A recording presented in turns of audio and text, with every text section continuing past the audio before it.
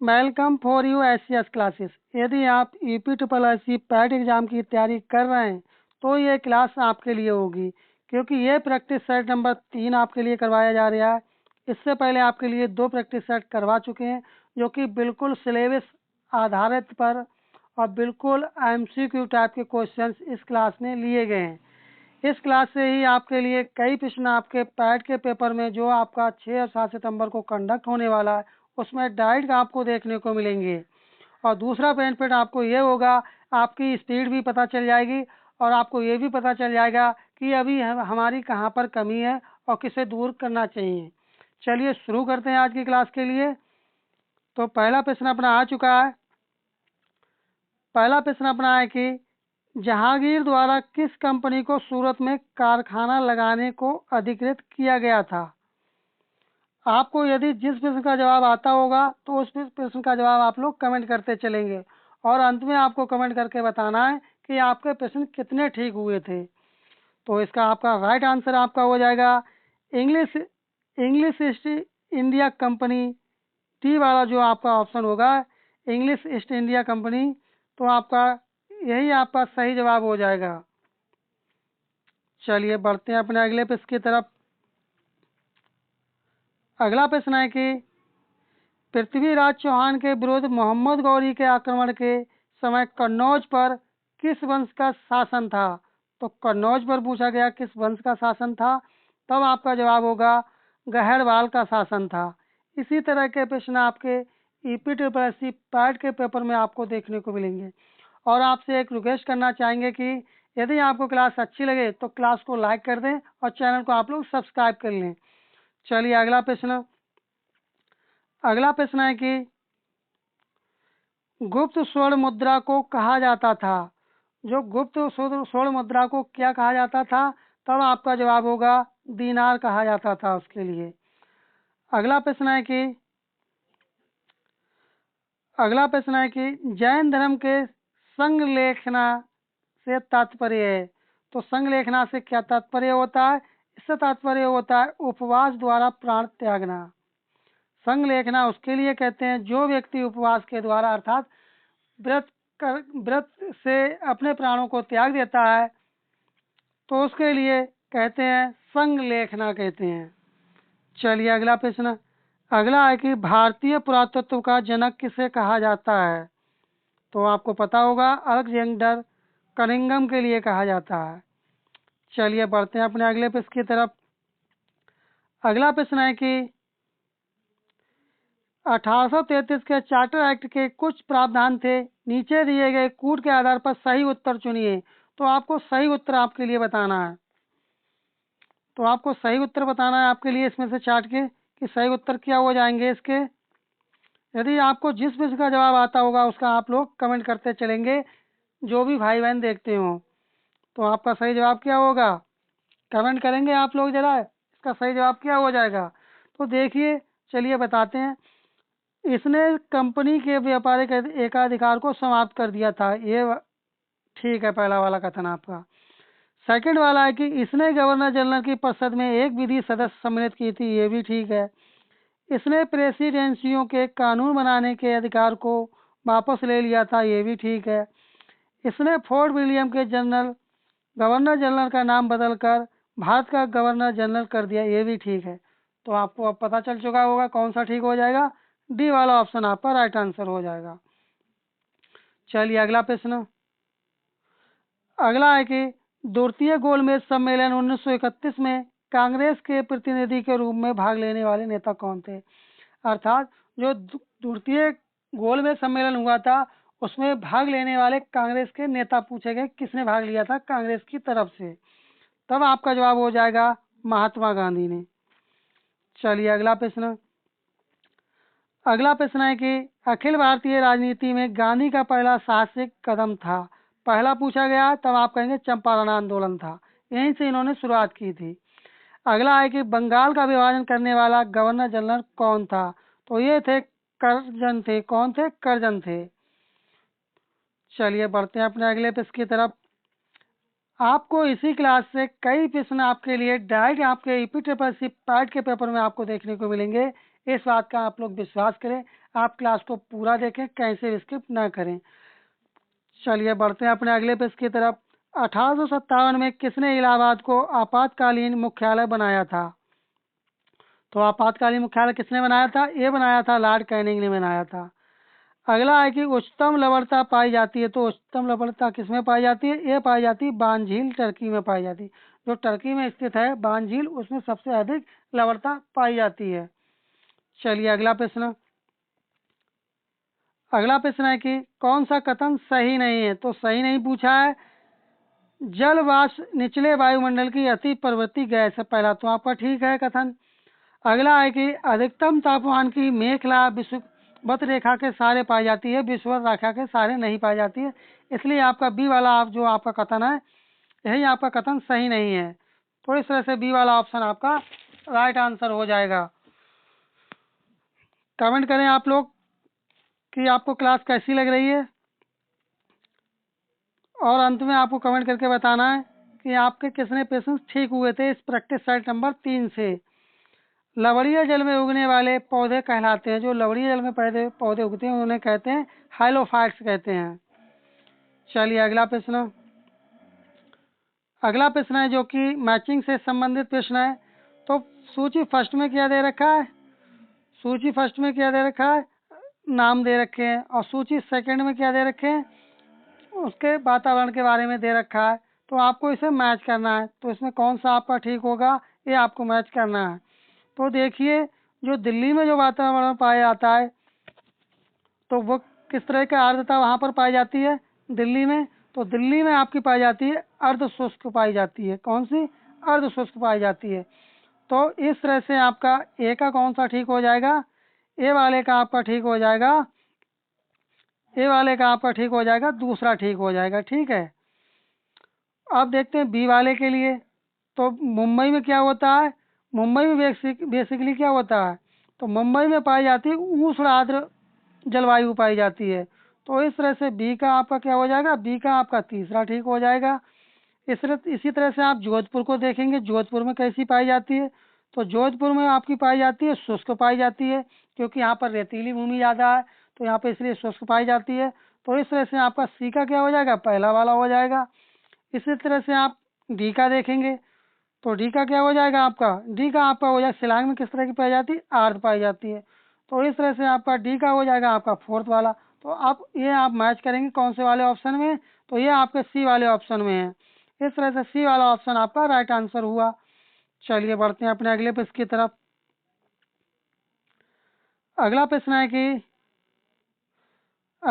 2011 की जनगणना के अंतिम आंकड़ों के अनुसार भारत का द्वितीय सर्वाधिक जनसंख्या वाला राज्य है। तो द्वितीय पूछा गया है, आप कह देंगे महाराष्ट्र है।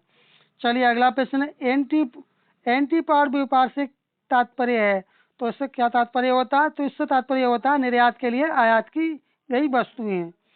चलिए अगला प्रश्न। तो इसे भी आपको मैचिंग करना है। तो इसमें आपको मैच करना है कि जो सूची फर्स्ट में दे रखे हैं, क्या दे रखे हैं? तेल शोधक कारखाना दे रखे हैं। ठीक है। और सूची सेकंड में क्या दे रखा है? राज्य दे रखे हैं। कमेंट करें आप लोग, इसका सही जवाब क्या होगा? तो इसका सही जवाब क्या होगा? कमेंट करके जरा आप बताएंगे इसका सही जवाब क्या हो जाएगा। कमेंट करें आप लोग, इसका सही जवाब क्या होगा। तो अगला प्रश्न है कि किस समिति ने भारत में कृषि जोत कर का सुझाव दिया था? तो ये जो सुझाव दिया था, ये राज्य समिति ने दिया था। चलिए अगला प्रश्न है। अगला है कि बैंक दर का आशय है। तो बैंक दर का आशय किससे होता है? यह आशय होता है केंद्रीय बैंक द्वारा ली जाने वाली आधिकारिक ब्याज दर। चलिए अगला प्रश्न। अगला प्रश्न है कि अवमूल्यन तब अधिक कारगर होता है जब कैसा होना चाहिए? जब विदेशों में निर्यात मांग की लोच अधिक हो। तो इस तरह से ये वाला ऑप्शन आपका राइट आंसर हो जाएगा। चलिए अगला प्रश्न है। अगला है कि वह न्यूनतम जनसंख्या कितनी है जिसके नीचे 73वें संशोधन अधिनियम के उपबंध के अनुसार मध्यवर्ती स्तर पर पंचायतें गठित नहीं की जा सकती हैं? तो आपका जवाब होगा 20 लाख से जो कम होंगी। चलिए बढ़ते हैं अपने अगले प्रश्न की तरफ। अगला है कि किस विषय पर राष्ट्रपति के लिए मंत्रिपरिषद से सलाह लेना आवश्यक नहीं है? तो आपका जवाब होगा विधेयकों पर स्वीकृति देना। बी वाले को आप लोग इस तरह से टिक करेंगे, आप क्वेश्चनों को स्पीड के साथ सॉल्व करेंगे, देखेंगे, क्योंकि यदि आपको ज़्यादा एक्सप्लेनेशन करवाएंगे तो क्लास लंबी हो जाएगी, इसलिए तेज़ी के साथ आप लोग क्वेश्चन लगाएंगे और आपका भी समय ज़्यादा जाएगा। तो देखते हैं अगला क्या है। नीचे दो वक्तव्य दिए गए हैं, एक कथन को ए तथा दूसरे को कथन आर कारण आर कहा गया है। तो पहले हम कथन में क्या दे रखा है, भारत में प्रेसिडेंट्स हैं किंतु प्रेसिडेंसी नहीं है। तो क्या ये ठीक है? आर में क्या दे रखा है, संविधान में एक मंत्रिपरिषद का प्रावधान है। तो आपका सही जवाब क्या हो जाएगा? तो आपका इसका सही जवाब क्या हो जाएगा?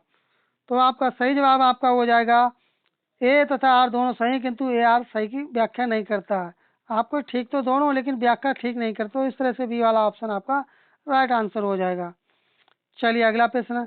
अगला है कि कौन भारत के संविधान द्वारा प्रदत्त 6 मूल अधिकारों में से नहीं है? तो नहीं पूछा गया है, तब आप क्या कहेंगे? आप कहेंगे विरोध का अधिकार, जो कि नहीं है। चलिए अगला प्रश्न।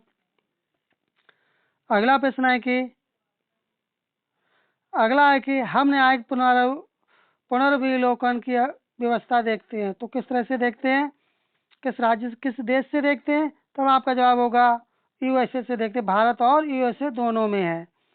अगला है कि निम्न रक्त वर्ग सार्वत्रिक दाता, इसे यूनिवर्सल डोनर भी कहते हैं। तो इसका क्या होगा सही जवाब? तो इसका सही जवाब हो जाएगा ओ के लिए कहते हैं। यूनिवर्सल डोनर किसे कहते हैं? ब्लड ग्रुप ओ के लिए कहते हैं। चलिए अगला प्रश्न। अगला है कि डीएनए की कुंडलिनी संरचना किसके द्वारा की गई थी? तो किसके द्वारा की गई थी? यह की गई थी वाटसन तथा क्रैक के द्वारा की गई थी। अगला है कि स्वर्गकारों द्वारा प्रयोग में आने वाले एक्वा रेजिया निम्नलिखित में से किसे मिलाकर बनाया जाता है सीधी भाषा में? तो आपका जवाब हो जाएगा नाइट्रिक अम्ल और हाइड्रोक्लोरिक अम्ल, जिससे जैसे कि NO3 और क्या हो जाएगा आपका HCl हो जाएगा। इन्हें मिला करके बनाया जाता है। क्या बनाया जाता है? एक्वेजेरिया बनाया जाता है। और इसका रेशियो कितना होता है आपको यदि आता हो तो आप कमेंट करके बताएं। अगला है कि प्रत्यावर्ती विद्युत धारा को दिष्ट विद्युत धारा में परिवर्तित किया जा सकता है, किया जाता है। तो किस तरह किया जाता है? यह किया जाता है रेक्टिफायर के द्वारा। चलिए अगला प्रश्न। पार हीलियोमीटर का प्रयोग निम्न में से किसे नापने में किया जाता है? तो इसका प्रयोग किया जाता है सोलर रेडिएशन को मापने में किया जाता है। चलिए अगला प्रश्न। अगला प्रश्न है कि अब ये आप देख रहे हैं कितना इजी क्वेश्चन, जिसका आपको वर्गमूल निकालना है। आप चाहे तो इसे आसानी से वर्गमूल निकाल सकते हैं। चलिए बढ़ते हैं अपने अगले प्रश्न की तरफ। अगला है कि तुलसीदास द्वारा रामचरितमानस में कितने कांड हैं? तो कितने कांड हैं? आपका जवाब होगा 7 कांड हैं। चलिए बढ़ते हैं अपने अगले प्रश्न की तरफ। अगला प्रश्न है कि जो कि अपने ये हिंदी के प्रश्न आ चुके हैं, इन्हें भी आप लोग पूरा लगाएं। माता पिता लोहे के चने चबाकर बच्चों को पढ़ाते हैं, रेखांकित मुहावरे का अर्थ बताइए। तो किसका बताना है? लोहे के चने चबाकर। तो इसका आपके लिए बताना इसका अर्थ क्या होगा। तब आपका जवाब होगा बहुत कठिनाई झेलना। चलिए अगला प्रश्न। अगला है कि निम्नलिखित वाक्यों में से शुद्ध वाक्य पहचानिए। तो शुद्ध आपको बताना है। तो शुद्ध आपका हो जाएगा मैंने एक नाटक का अनुवाद किया। अगला है कि अन्न और अन्य शब्द युग्म के सही भेद का चयन कीजिए। तब आपका जवाब होगा अन्न किसे कहते हैं? अनाज के लिए कहते हैं। और अन्य के लिए किसे कहते हैं? दूसरे के लिए। चलिए बढ़ते हैं अपने अगले प्रश्न की तरफ। अगला है कि कौन सा शब्द सरस्वती शब्द का समानार्थी नहीं है? तो कौन सा हो जाएगा? तो ये आपका हो जाएगा सुधी। चलिए बढ़ते हैं अब अपने इंग्लिश के प्रश्नों की तरफ, क्योंकि आपके पैट के पेपर में एक पैराग्राफ होगा। उस पैराग्राफ के उपरांत आपको पढ़ने के बाद में आपको प्रश्नों का जवाब देना होगा। चलिए बढ़ते हैं अपने प्रश्नों की तरफ। पैराग्राफ आप चाहे तो क्लास को पास करके आप पढ़ के उसके उपरांत आप जवाब दे सकते हैं। तो देखते हैं पहला क्वेश्चन क्या है। पहला है कि व्हाट डिड द आर्कोलॉजिस्ट, क्या चीज़? Archaeologist not do to study about the prehistoric man. तो आपका इसका करेक्ट आंसर हो जाएगा आपका सी वाला ऑप्शन। आप चाहेंगे तो आपको इसी क्लास से इंग्लिश के प्रश्न आपके लिए देखने को मिल जाएंगे, जो आपके लिए प्रैक्टिस सेट आपके लिए करवाए जा रहे हैं। तो देखते हैं अगला क्या है। अगला है कि इसमें आपको क्या करना है, इनकरेक्ट पार्ट बताना है आपके लिए। The man standing next to the player is my older brother. तो आपको कौन से पार्ट में आपके एरर है?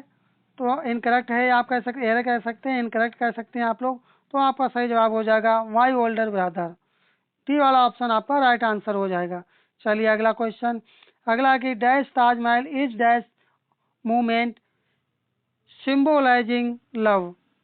तो आपका करेक्ट आंसर हो जाएगा, तो क्या हो जाएगा आपका करेक्ट आंसर, यहाँ पर आपका द आ जाएगा और यहाँ पर आपका ए आ जाएगा। तो इस तरह से ए वाला ऑप्शन आपका राइट आंसर होगा। अगला है कि identify the correct reported form of the given sentence. तो आपको राइट बताना, किसका बताना है। Ravi said to his friend work hard. तो आपका करेक्ट आंसर क्या होगा, आपका करेक्ट आंसर हो जाएगा Ravi advise his friend to work hard. तो सी वाला ऑप्शन इस तरह से आपका करेक्ट आंसर हो जाएगा। चलिए नेक्स्ट क्वेश्चन, अगला है कि direction out of the horse alternative suggested select one which best express the same sentence in active passive voice. तो आपको इसका बताना है they will love at you.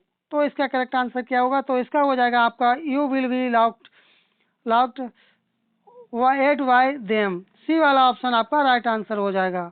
चलिए बढ़ते हैं अपने अगले प्रश्न की तरफ। अगला प्रश्न अपना है कि अगला है कि हिंदी नाटक अंधेरे नगरी के रचयिता कौन है। जो अंधेर नगरी जो लेखक है उसके आपको बताना है अंधेर नगरी की। तो आपका करेक्ट आंसर आपका हो जाएगा भारतेंदु हरिश्चंद्र। मधुबनी कला प्रसिद्ध है, तो मधुबनी जो कला है किस लिए प्रसिद्ध है, कहाँ है ये। तो आपका जवाब हो जाएगा मिथिला में। चलिए अगला प्रश्न, अगला है कि निम्नलिखित में से क्या एक ग्रीन हाउस गैस नहीं है। तो आपका जवाब होगा कार्बन मोनोऑक्साइड, जो कि एक ग्रीन गैस हाउस नहीं है। तो आपका क्या हो जाएगा, डी वाला ऑप्शन आपका राइट आंसर हो जाएगा। चलिए अगला प्रश्न, अगला है कि सर्वप्रथम पारिस्थितिक तंत्र शब्द का प्रयोग किसने किया था। तो आपका जवाब होगा एजी टांसले ने किया था। अगला है कि नेपाली भाषा मुख्य रूप से किस राज्य में बोली जाती है। तो आपका जवाब होगा सिक्किम में बोली जाती है। अगला है कि निम्न में से सर्वाधिक सीमा वाला देश कौन सा है।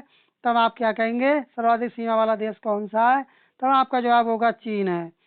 चलिए बढ़ते हैं अपने अगले प्रश्न की तरफ। अगला है कि मृत्युदंड के मामले में क्षमा देने का अधिकार किसे प्राप्त है। तो आपका जवाब होगा राष्ट्रपति को। अगला है कि मथुरा कला स्कूल कब अपने शिखर पर पहुंचा था। तो आपका जवाब होगा कुषाण काल में पहुंचा था। चलिए अगला प्रश्न है कि किस देश को क्वाड पहल के तहत भारत का कोविड रोधी टीका कोवोवैक्स से मिला था। तो आपका जवाब होगा थाईलैंड। अगला है कि किस राज्य में भारत के पहले शुद्ध हरित हाइड्रोजन संयंत्र की शुरुआत हुई थी या की गई थी। तो आपका जवाब हो जाएगा असम में की गई थी। चलिए बढ़ते हैं अपने अगले प्रश्न की तरफ। अगला है कि वैक्यूम आधारित सीवर सिस्टम लगाने वाला देश का पहला शहर कौन सा बन गया। तो आपका जवाब होगा ये आगरा शहर बन गया है। चलिए बढ़ते हैं अपने अगले प्रश्न की तरफ। इस तरह से अपनी ये श्रृंखला कंप्लीट हुई। आपको क्लास कैसी लगी कमेंट करके अवश्य बताएं। आपके कितने प्रश्न ठीक हुए थे कमेंट करना आप लोग ना भूलें कि आपके कितने प्रश्न ठीक हुए थे। और यदि अभी तक आप क्लास पर नए हैं, क्लास को अभी तक आपने लाइक नहीं किया, चैनल सब्सक्राइब नहीं किया, तो प्लीज़ आपसे रिक्वेस्ट करना चाहेंगे कि आप क्लास को लाइक कर दिया करें और चैनल को सब्सक्राइब कर लिया करें। ये जो आपके लिए जो प्रैक्टिस सेट नंबर था, ये प्रैक्टिस सेट आपका जो प्रैक्टिस सेट था ये आपका प्रैक्टिस सेट नंबर 3 था। और इसके बाद में जो आपके लिए यूपी पैड का जो प्रैक्टिस सेट होगा लेकर के आएंगे वो प्रैक्टिस सेट नंबर 4 होगा। इसलिए आप अभी तक चैनल पर नए, चैनल सब्सक्राइब नहीं किए तो चैनल को सब्सक्राइब कर लें, क्लास को आप लोग प्लीज़ लाइक कर लें। चलिए मिलते हैं जल्दी नेक्स्ट क्लास में, तब तक के लिए धन्यवाद। जय हिंद जय